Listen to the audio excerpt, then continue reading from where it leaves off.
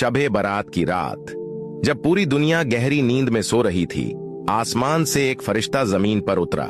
उसका नाम जिब्राइल था। वो सफेद रोशनी से जगमगा रहा था, जैसे आसमान का टुकड़ा जमीन पर आ गया हो।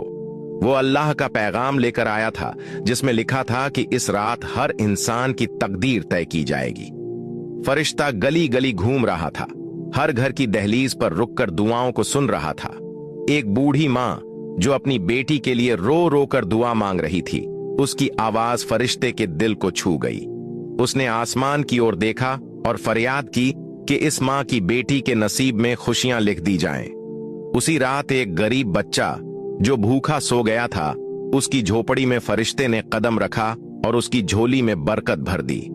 जिब्राइल ने हर उस इंसान की दुआ सुनी जिसका दिल सच्चा था और जो अल्लाह से माफी मांग रहा था। वो रात सिर्फ रोशनी और दुआओं की रात नहीं थी, बल्कि ये अल्लाह की रहमत का तोहफा थी।